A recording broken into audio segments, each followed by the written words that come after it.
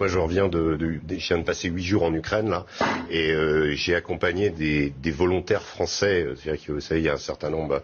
Il y a eu un appel au début du président Zelensky qui a demandé à des volontaires internationaux qui avaient des expériences de combat. Et donc, j'ai accompagné 3 Français, dont un qui a déjà été militaire avant, et 2 qui avaient combattu ensemble au Rojava avec les Kurdes contre Daesh. Donc, des gens qui avaient des expériences militaires. J'ai passé plusieurs jours avec eux et j'ai eu la surprise, et eux aussi, de découvrir in fine que pour pouvoir aller dans l'armée ukrainienne, eh bien, c'est les Américains qui sont à la manœuvre. C'est-à-dire que nous, on a failli se faire arrêter. On a été confronté à un Américain qui est venu nous dire « Ici, c'est moi qui commande ».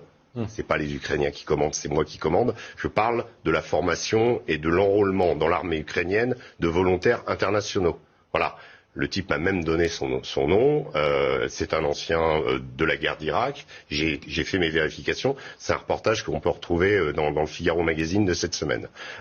J'ai été extrêmement surpris de la violence des propos de cet Américain, du fait qu'il nous a pris pour des volontaires au début. Quand il a vu qu'on était des journalistes, il nous a dit de dégager. Après, il était un peu plus...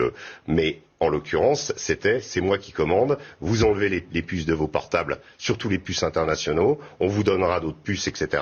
Et ensuite, on signe un contrat jusqu'à la fin de la guerre. Et qui est à la manœuvre? Eh ben, ce sont les Américains. Je l'ai vu de mes yeux vus. C'est pas, alors, ce n'est pas l'armée américaine officiellement. J'ai compris. Évidemment, vous comprenez. On va pas le dire. Mais en l'occurrence, c'est quand même quelque chose. L'empreinte des Américains. Ouais. C'est quand même assez significatif. On sait que là, hier, ils ont envoyé une centaine de nouvelles armes qui s'appellent des Switchblade, qui sont des sortes de drones qu'on envoie par mortier et ensuite qu'on peut téléguider, donc des nouvelles armes.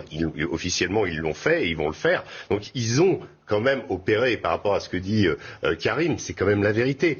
Moi, j'ai eu l'impression un petit peu quelque part que cette guerre, au-delà de l'aspect romantique, moi j'ai l'impression d'être avec les brigades internationales et in fine, je me retrouve avec le Pentagone, quoi, en face.